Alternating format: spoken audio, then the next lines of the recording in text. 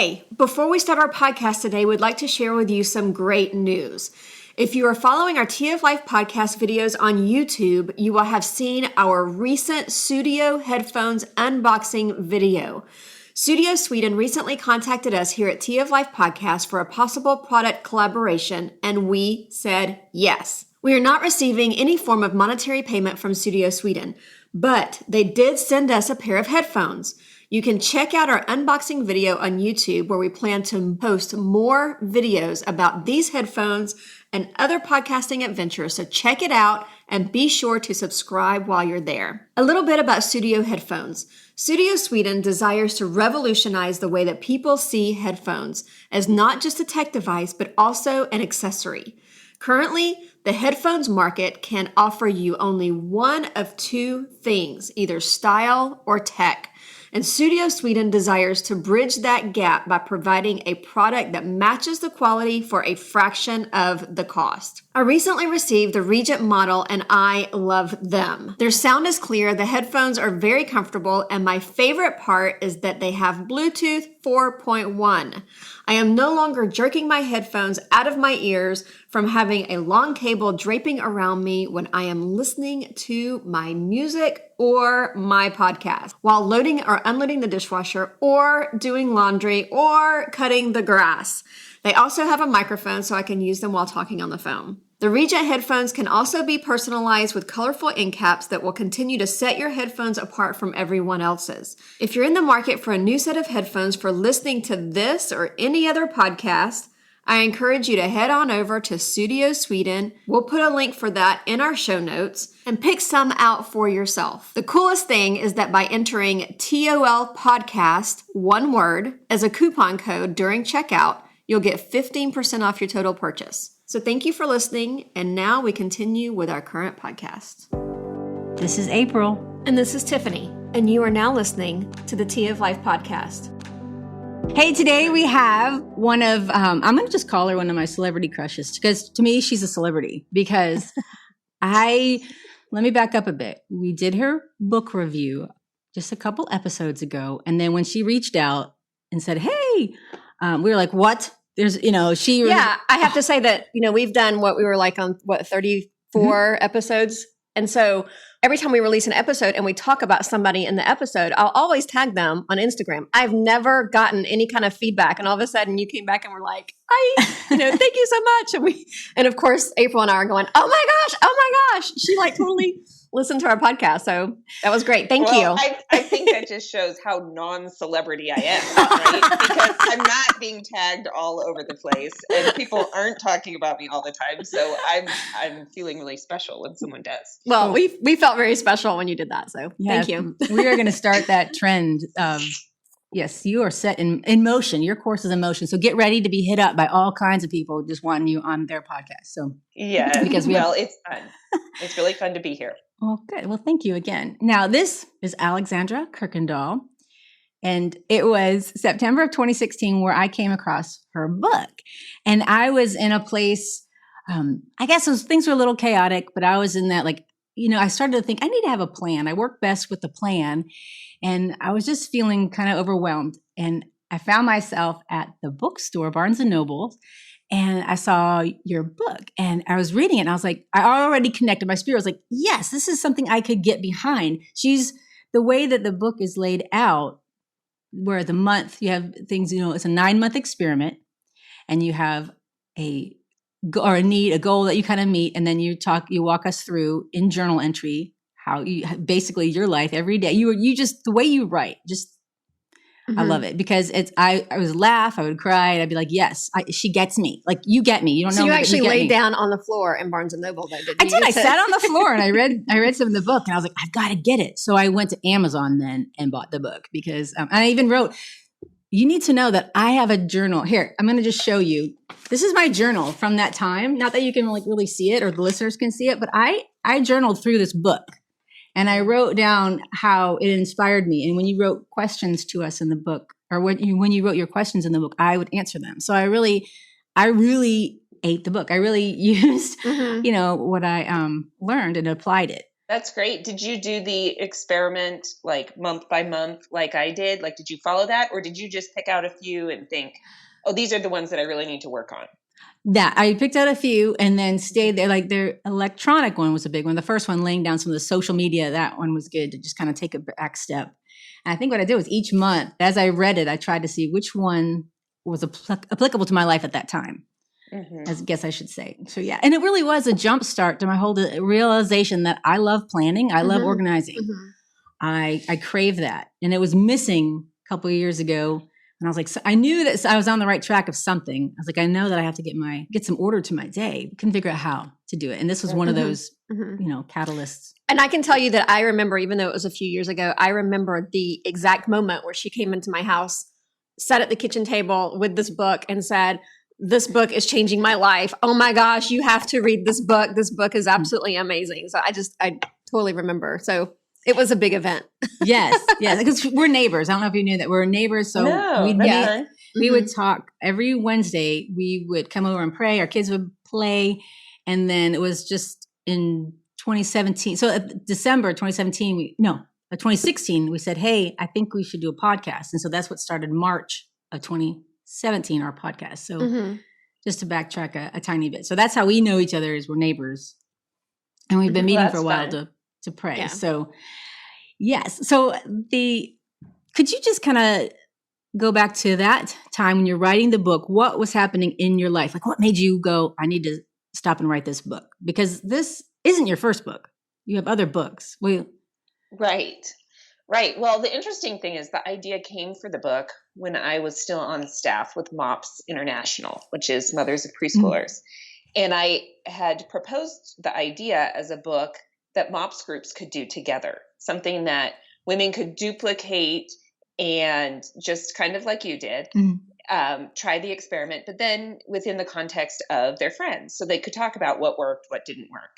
Right. And MOPS passed on the idea. So I thought, well, okay, that wasn't a great idea.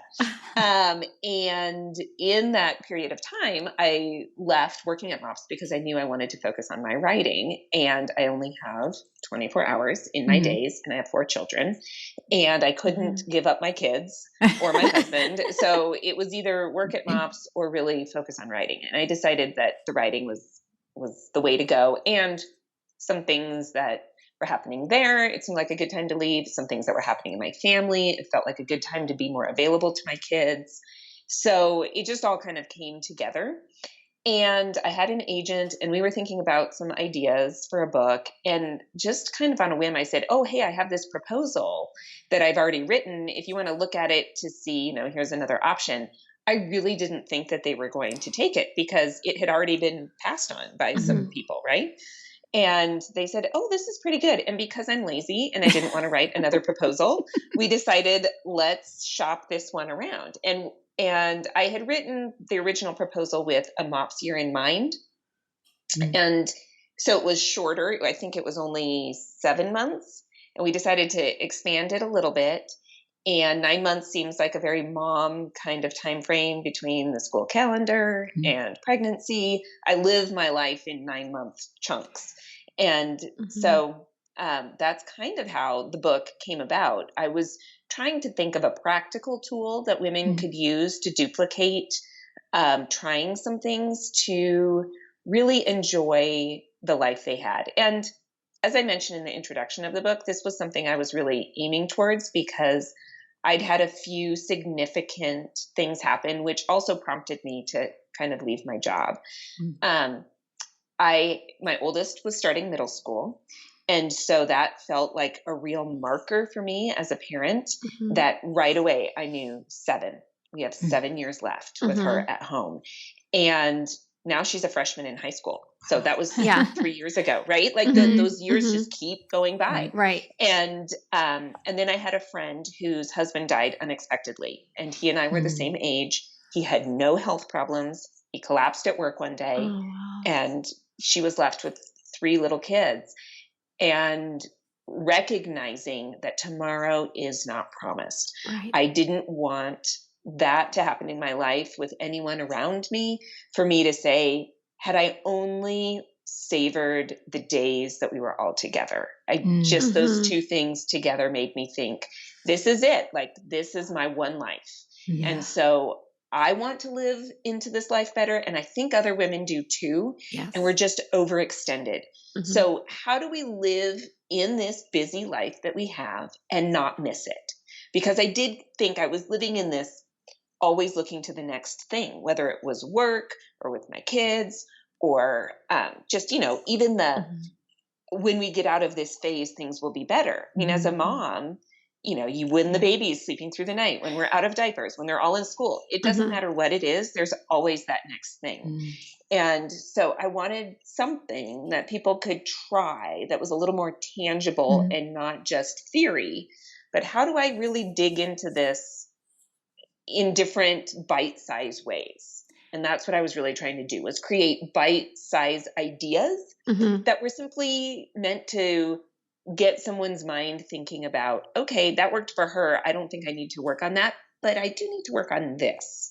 And so I really didn't intend for everyone to duplicate my experiment exactly, because everybody's life is different. So that was kind of my thinking behind the whole thing. And I think it gave, like you said, if it's something that resonated with the reader, the electronics or whatever chapter it was, and the need, it resonated, then great. They could use that as a jumping off point. Or if they had, oh, she did this, but I need this area, it still was a jumping off point. It still gave them the freedom to be like, you know what, you can take charge of your actual life. And I like the way you broke it down. The month experiment approach, the journaling, the practices to keep, the questions at the end. So it kind of, like you said, I mean, that makes sense knowing now that was originally your intent, was to do it as a group, little, ladies get together and share. So I love that. I love that it was on purpose for women to meet their needs and be like, hey, we're in this together, kind of a thing. So yeah, because really, I mean, people, I don't care if people know about the daily minutia of my life. Yeah. That's not my end goal, right? My end goal is to offer myself as an example to say, one, this is normal. If you feel overwhelmed in this area, I can go first and I can say this is overwhelming to me. But then let's help you examine your own life. Because for some reason I'm in a position where I can write books, and so I want to use that position well to encourage other women to live the most full life that they can. And the truth is, there are a lot of things about our lives that we cannot control, right? So, for example, my friend Heather, whose husband died, she could not control that. And a lot of things spun out of control as a result. I mean, she was trying to manage everything. And so that's a very real thing for people, that there are some things we cannot control. So the question is, what can I control? And what can I manage to enjoy within my circumstances, my actual life? Right. And I think that also kind of lines up with the premise of our podcast, because one of the things that we want to do is encourage people to love their life or create a life that they love.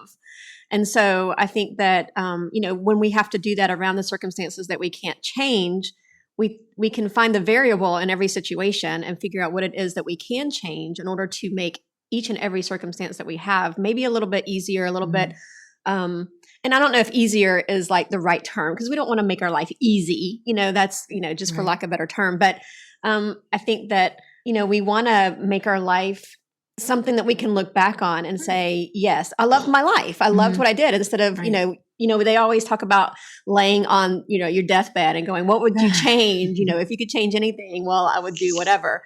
I want to think about that now on this side and change it and make it better, so I can look back and go, you know what? I loved my life. I did the best I could. Right. I mean, we were recording this on a day when the headline in my news feed is that Billy Graham I just away. saw that. Correct. So everyone's talking about his legacy. Well, most of us aren't going to have a legacy that hundreds of thousands of people are going to know about, but we want to be considering, what is the legacy that at the end of my life, I think I did the things that God called me to, and I lived out of my priorities. Again, within the constraints of our actual circumstances, the things we can't control. Right. And loving our kids through it, and Right. you had talked about in one of your chapters how you were more mindful about the time that you spent with your children and being able to have one-on-one time with them and finding that time with them, whether it was at a baseball game or whatever, while one was playing baseball, you would go and spend time with the other ones that you took with you instead of sitting and reading a book. And I think that is great, because one of the things that my pastor says is that your greatest contribution to the kingdom of God may not be what you do, but who you raise. It's true. That's true. And our pastor says that too, in that he says, we may be famous someday for the child that grew up in this church, right? Like that might be our legacy, is the person that grew up in this church as a community. And that really helps me as a parent to remember, to remember that. Right. So I think the book brought it back to the main reason is loving your children well, loving your family well, loving your husband well, loving your life. But there was we had to bring in something for like one of the littles, as you would call them. I think the second group, or the smaller. It was a PTF event, and you said made my contribution to the school for the year and could check that off check that demand off the list. And I was like, that is so true. I was going through I was in like vice president of PTF in my kid's school at the moment when I was reading this, and I was like, you know what? I don't have to do every little thing. I'm just going to do what I can. It was like this, I'm done. This freedom buster for me. So I liked that. Yeah, the idea of do what only you can do. Yes. I repeat that throughout the book, and I mentioned it for the first time in my first book because it was so influential to me when somebody said it to me. It was when I was pregnant with our fourth daughter, and it was a surprise, and I was completely overwhelmed, and I was working at MOPS at the time, and I really felt like God was putting me on this path to have kind of more of a more of a platform, if for lack of a better word. I was writing my first book, and it just felt like I was approaching the years, even though I still had a few years with my kids at home, but I was approaching the years of being able to work full time. And then this pregnancy happened. And I thought, I don't even know how I'm going to be able to leave the house now with another baby.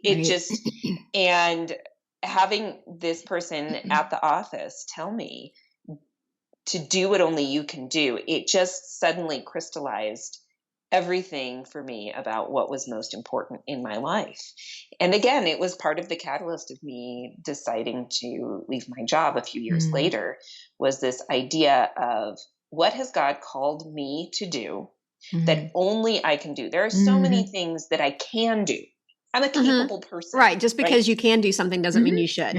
And I'm sure that's true of your listeners. Very capable women who can do a lot of things. And I get overly committed. My husband even said last night to me and my older two daughters, we have a tendency in this family, meaning you all, not him, but we have a tendency to overcommit to things. And just like, big declarations of, we're going to start keeping the house clean, or we're going to, and so when you overcommit without that plan, you can't execute it.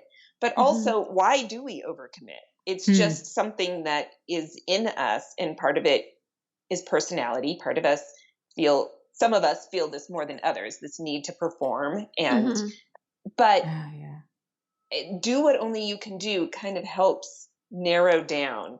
Okay, can somebody else do this? The PTA is a great example. Can somebody else do this? Yes. And what I learned when I was a MOPS leader, when I just was a little volunteer leader at my church, and I was the coordinator of my group, I remember somebody telling me, if you delegate and people drop the ball, don't pick it up for them. It's going to drive you bonkers that the follow through is not happening, but they need to experience the consequence of their own lack of follow through. I mean, this is true in parenting too. Right. Boundaries. You don't want to parent your peers, but as a leader, you have to allow people to drop the ball, and you have to prepare yourself for them to experience the consequence of it. And so if you are the vice president of the PTF, then, and you delegate things and people don't follow through, then as a group collectively, people can say, oh, well, maybe somebody needs to do that and maybe it needs to be me. Right. And it might be a little easier in the MOPS group to allow that to happen, the consequences to happen. But when it comes to your own children and your own household, it's very difficult to not just go and go, fine, I'll do it, or, and then you find that you're the one doing everything all of a sudden again. And then I'll grumble and complain about it. Yeah. And I don't want to claim that I'm like the master at that at all, because I do so many things for my kids that my husband is like, when are they going to learn how to do that for themselves? But part of it too is that's my love language, acts of service. I totally love my kids by folding their laundry for them. Yes, they can, but I get in this like sentimental, I'm only going to be here a few more years and then I'm going to be sad that I can't fold their towels. Right. But then I can't let myself resent the fact that I'm folding the towels if I'm choosing to do it. Right.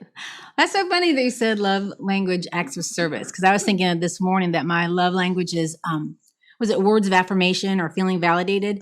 And then I was thinking that's exactly what this book was for me. It was like validation that, I can do it. I have permission to do just what I can do, that type of thing. So you spoke my love language to me through this book. I want you to know that. Okay, my love language is also time. Time to be alone with myself and my thoughts after homeschooling all day. One way I get more time is by putting on my headphones and listening to my favorite podcasts and music, or nothing. I just like to wear noise-canceling headphones. Honest. I tried out the new Regent headphones that we recently received from Studio Sweden, and I love the way they allow me to tune out the things around me so that I feel that I have time to myself. If this is something that you desire for your own self, you can follow the link in our show notes and receive 15% off your total purchase from Studio Sweden by entering TOL Podcast at checkout. Now back to our podcast. I think one of the things too, with this book that's different than some of the other ones is, there's a lot of books out there on minimalism and like cutting things out and getting rid of things. And that's, one of the things that April and I talk about some on the podcast, but, there's so much about that as far as like, get rid of whatever, your child can only do one activity, or get rid of this if it's causing you to, causing stress in your life, or, the thing that I saw in your book though, was that you were like, okay, so this is our life and I want to be able to manage this life the best of my ability. There were a lot of things that you were just like, okay, I am going to learn how to do what I'm doing better.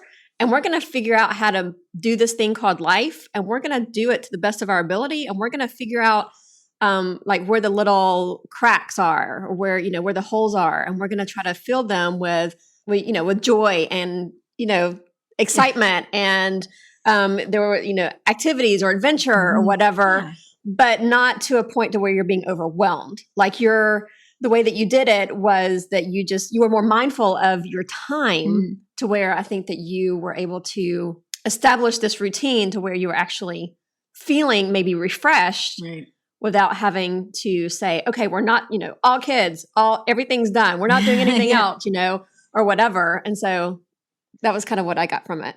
Right. Like the time I think you had a trip planned or your husband couldn't do it, something about a camper and there was Pop-Tarts and you ate for breakfast in the camper. It was just like, you just learned to roll with it. That's what I got from you as well. I just like that you can roll with it. I would have shut down and been like, I'm going to go into the fetal position and figure out what's happening next, but you just roll with it. So I like that.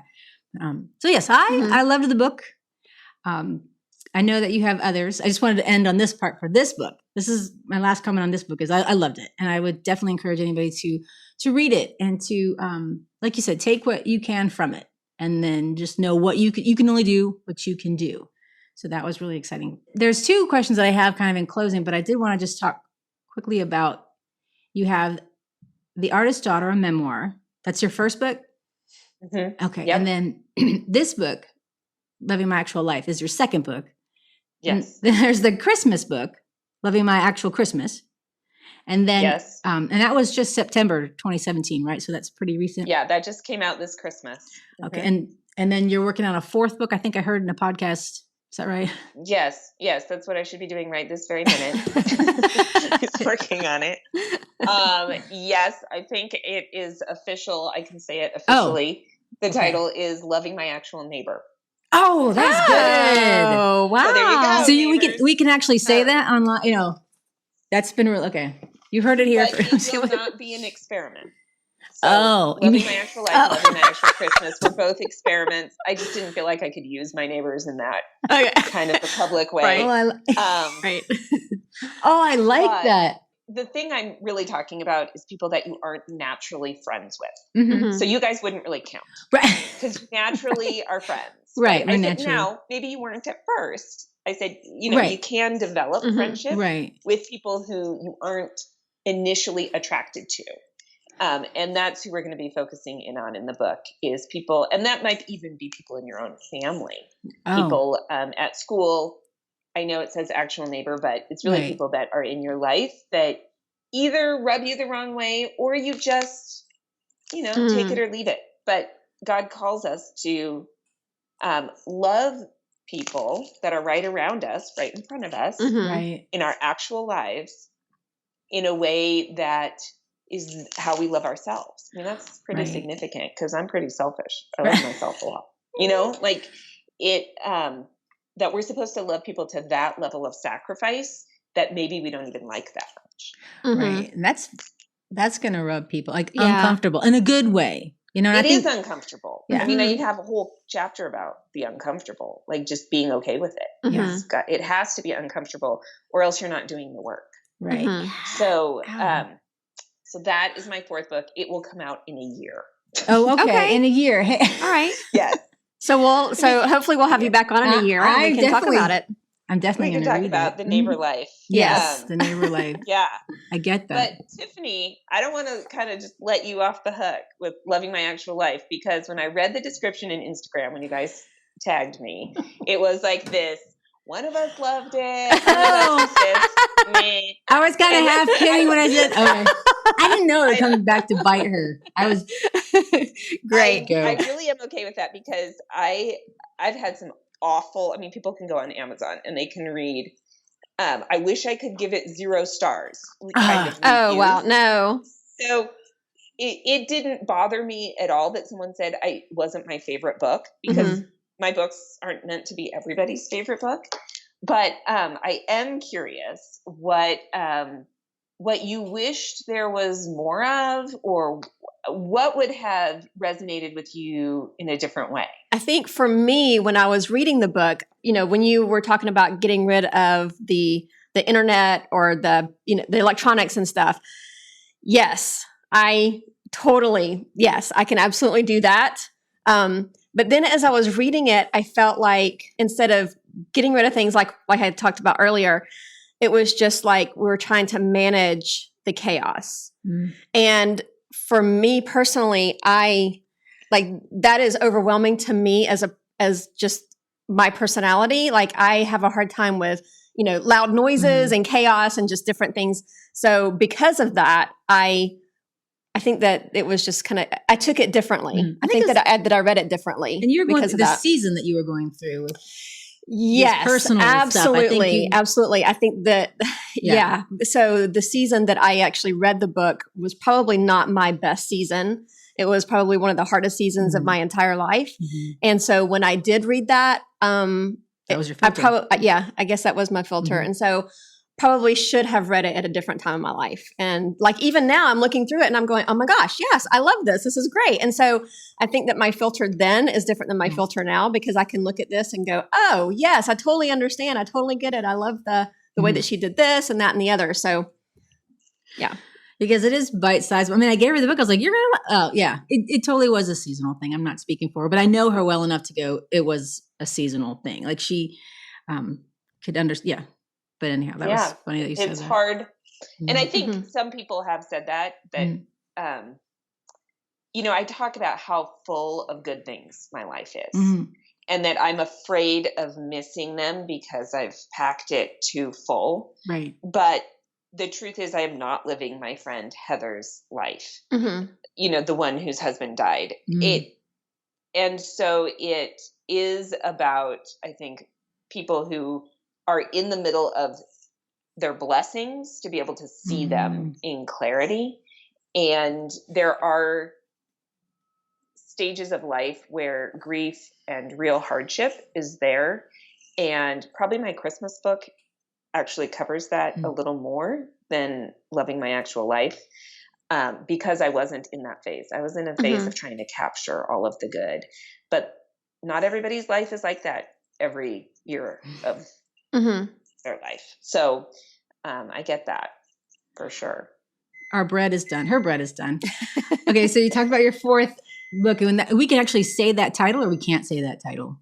Oh, you can. Okay. I think it's official now, but you're the first ones to hear the official word. I mean, Awesome. I've had a lot of people suspecting that was the title, since I said it was about loving your neighbor. Right. Loving my actual neighbor. To be a trend in the titling. Loving my actual neighbor. Okay. Tell us about your podcast real quick. And we also, before you start, we have a mutual friend, Merritt Ansa. She's yes. And I know she had you on in episode 35, because I was listening to that as well. And she's like a new friend to her. Like, I was following her for a while, and then we recently became friends, and we're in a mastermind podcast, all of us together. So I just happened to be looking through her stuff and saw you there. So anyhow, and she lives here in the Denver metro area. So we've met before. Yeah. Okay. In real life. Right. At a stories conference or something, I think. Cool. Okay. So your podcast is called Open Door Sisterhood Podcast? The Open Door Sisterhood podcast. Yep. And I do it with my friend Krista. So like the two of you, there's two of us that do it. She does some episodes just her, because she has higher capacity to do things. And we started the podcast because we started a retreat for women who are in the business of communicating the gospel in some way or another. So we started this retreat, and it was a very powerful experience. We do it every year with a different group of women. And we thought, how do we bring this culture of celebrating each other to a larger audience? And because we live in different states, we're not next door neighbors. Right. The podcast was a way that we could record it together and really feature some of the women we know, and then other women too that come to us. And so it's really great. She does a little spin-off show under the Open Door Sisterhood podcast umbrella called Hey Sister, which is a little more practical, because she is a very practical kind of person. And so she takes a topic and kind of breaks it down on how do you manage this as a woman or as a mom,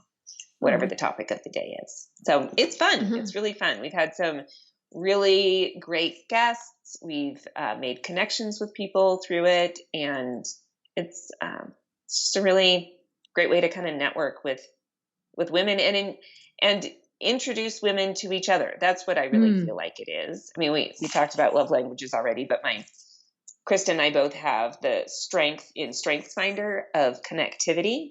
So we love connecting people to each other. And so the podcast allows us to do that. I think that's why we like ours so much. I always refer to myself as a switchboard operator. Like, I might not have any answers for you, but I can find out. I can find you somebody. Tiffany does bread, homeschool. She does a lot of things. So, or I might have another person that does, a food blogger. So it's like, I want to connect you to somebody else, mostly so I can just be like, you guys got it? Good, I'm gone. Or, like I could totally be the greeter at church and be like, open the door for people, hi, and then bye. Because I'm an introvert. That's as much as I could get from people. Opening the door, welcome. You guys meet? Good. You're good? Gone. So I get that, the connectivity part of it. I get energized with people like when they leave, Okay, the last. Well, I am an introvert. So I've got no problem with introverts. Yes, I definitely understand the greeter. And part of it is I just want people to enjoy each other. Yeah. Like I don't need to be in the middle of every relationship. Exactly. But I see connections and I think, oh, you should know this person. So in real life, I love doing that. But then also just on the show, like this is great that I get to introduce these women who are listening, which it blows our minds that women from all over the world are listening to these conversations, but we get to introduce them to other amazing, interesting women who are following God's call in different ways. And we just want to offer that inspiration. I love it. We can, since we have on our podcast, we like to talk about people's passions. And I know that writing is an obvious passion. You just talked about your upcoming book and podcasting, connecting people, like you were saying. Do you have any other passions? Exciting things that you enjoyed doing? Well, it's interesting because when people ask me that question, I mean, I love to write. I feel like God made me to write. So it is a passion. And I even have a my last chapter in Loving My Actual Life is about that. But underneath that, like the core passion there, I think is the amazing good news that God came as a person to walk this earth and die for us. And my true passion is the gospel. But for anyone that follows Christ, it plays out in different ways. So my passion is the gospel. That's what that's what drives me. That's what motivates me. Right. The gifts that God has given me, it comes out through writing and through these connections. And so it's an amazing story. And probably because I'm getting older, I'm realizing, we talked about Billy Graham. I'm realizing that the people who have gone before me the last 2,000 years to give me this story and this knowledge today, and that it is my job now to steward the story for my generation and give it to the next. So as parents, we do that. And I don't know how well I'm doing that as a mom, to be quite honest. But what I do know is that I can give it to my peers, and I can give it to women who are just behind me in this walk, but I can give it to the world. And that's part of what this next book is about. Like, we have good news that if ever there was a time in my life where I feel like the world needs it, it's now. Right. And that drives me. And I need to do it in a way that it's well received. So, we all know people who do it in a way where we think, well, I'm not really sure how that's going to go over. Like, that isn't really the approach that I would take. But, different people reach different people. True. And so I know who I am. God has put me in a position through my work at MOPS, through the podcast. Like, women are my thing. And I think especially women who are in the church and who are spiritually motivated are my thing. I love the women of the church. We get stuff done. Right. But that's also why, I want them to enjoy the life that God has given them, which is why I wrote Loving My Actual Life. But I also want them to live out the gospel in a way that feels relevant to their neighbors and to their families. And so that's my true passion. And it just comes out in different ways. And I think for all of us, whether you're a believer or not, you have that underneath passion that's your why. Yes. And your why is what pushes what might be the exterior visible passions that other people can identify. That sounds great. Are there any parting words that you have for our listeners to, especially advice for those with young children, for them to stay sane? Oh gosh. Well, I would say do something every day this gets to the passions, and it gets a little bit to creativity too, but do something every day that makes your soul happy. I like that. Because there will always be more laundry, more dishes, more toys to pick up. But if you dedicate half an hour to an hour, whether it's exercise or reading a book or writing a book or making bread, it doesn't matter what it is, but if it makes your heart sing a little more, you are going to love the mundane a little more, because the mundane has to get done in the do what only you can do category. When you are a mom of little kids, sometimes you are the only one who can wash the sippy cup and get the cup of water for the 1,000th time. And it's not thrilling, and it's not exciting, and it can even be boring, really. mind-numbing. Right. But so you need to add something into your daily routine that counterbalances that, that gives you a little bit of excitement, a little bit of inspiration, and you know what that is. Mm-hmm. And if you don't know what that is, because sometimes, so I shouldn't say you know what that is, because sometimes when you've been a mom for so long, you kind of think, I don't even know. Like if someone gave me an hour to myself, I don't know what I would do with it. And if you're at that point, then ask yourself, what did I used to do? But don't put yourself in the mind of it has to look that way, because it probably won't look that way. But what did I used to love to do? Is there a way I can fit that into my actual life now in half-hour chunks or hour chunks? That's one approach. Or is there something new that motherhood or life has shown me about who I am that I would like to explore?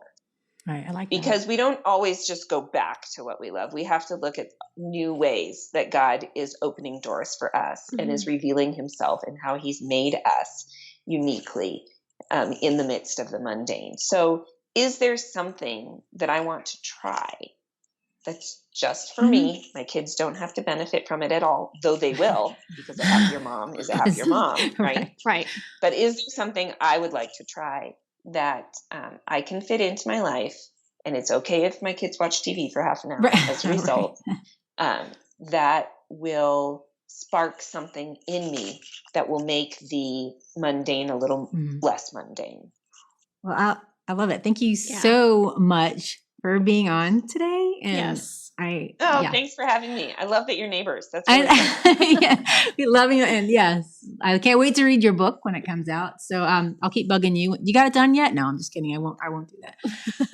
Yeah, well, I should have an answer for that. It's just, yeah. It's due in May. So. Oh, okay. Well, if do what you can do. Do what only I can do. So that's what I'm going to hang up and work on. Well, great. Yeah. Well, blessings on the rest of that book. I'm excited. Yeah. Thank you. It was so nice to meet you. Yes. Thank you for taking time out of your day to be with us. Nice to meet you. And you can tell everybody you saw me without makeup and with I don't know if you can see how dirty the dishes are. Oh, I didn't even notice. I see beautiful sunlight. I'm jealous of that. What happens when I don't realize it's going to be video, and it's okay. It's my actual life. Yes, this is your actual life. And she loves it. Well, you're beautiful either way. So yes. Doesn't matter. Thanks, and have a great rest of your day. Okay, bye. Bye-bye. If you like Tea of Life podcast and you've got two friends who want to create the life that they love to live, tell them about us. Find us on your favorite social media platform like Facebook or Instagram. Also, right now before you forget, go to Apple Podcasts or Google Podcasts and search for Tea of Life podcast. Hit the subscribe button and never miss an episode. Thank you for listening to Tea of Life podcast. We'll see you next Monday.